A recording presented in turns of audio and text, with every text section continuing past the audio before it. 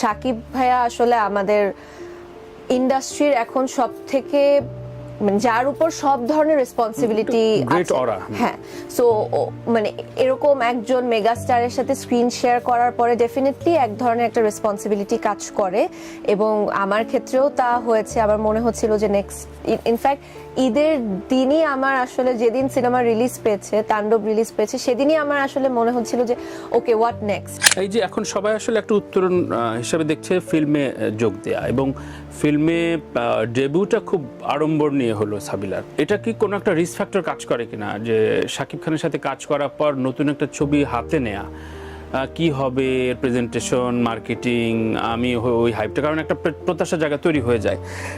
এইটা কেমন ফিল করে একজন অভিনেত্রী হিসাবে সেকেন্ড মুভির ক্ষেত্রে?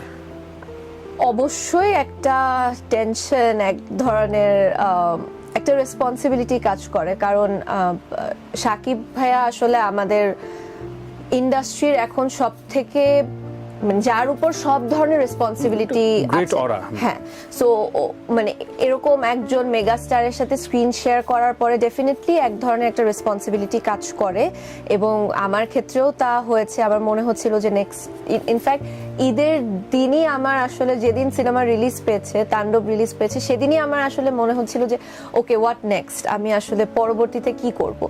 সো অবশ্যই এক ধরনের একটা রেসপন্সিবিলিটি কাজ করে, তবে আমার কাছ থেকে সেই চেষ্টাটাই থাকবে যেন একটা স্ট্যান্ডার্ড আমি মেনটেন করতে পারি এবং কাজটা যেন দর্শকদের মনে কোনো না কোনো ভাবে মানে এক ধরনের ইম্প্যাক্ট ফেলে।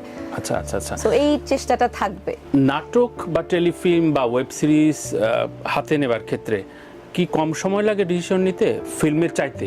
হ্যাঁ, এই পার্থক্যটা কেন? মানে ভাইয়া নাটকের ক্ষেত্রে তো আসলে যেটা হতো যে অনেক channel, TV channel, YouTube channel সবকিছু মিলিয়ে আসলে আমাদের অনেকগুলো প্ল্যাটফর্ম আছে। সো কাজ করার ক্ষেত্রে তখন এক ধরনের একটা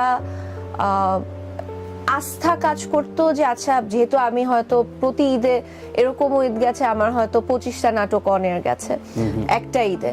সো আমার কাছে মনে হচ্ছে আচ্ছা, আমি চেষ্টা করব যে অবশ্যই 25টা ভালো হোক, সেটা আমি চাইবো, বাট হয়তো সেটা মানে প্র্যাকটিক্যালি স্পিকিং সম্ভব হয় না। তবে আমি চেষ্টা করবো ওকে আমার 10টা গল্প যেন একদম এক্সক্লুসিভ হয়। সো এক ধরনের একটা প্ল্যানিং করা যায় এবং ইজিয়ার হয় তখন। সিনেমার ক্ষেত্রে রেসপন্সিবিলিটিটা অনেক বেশি, যেহেতু দর্শক আমাকে হলে গিয়ে টিকিট কেটে দেখছে, সো সেখানে একটা বড় রেসপন্সিবিলিটি কাজ করে। ফিল্মের কোয়ান্টিটি অনেক কম, খুব কম সিনেমা একজন আর্টিস্টের পক্ষে করা সম্ভব হয়। সো সবকিছু মিলিয়ে আমার মনে হয় সিনেমার ক্ষেত্রে চুজিংটা অনেক বেশি ইম্পর্টেন্ট, কারণ আমি হয়তো বছরে খুব বেশি হলে দুটা সিনেমা করতে পারবো।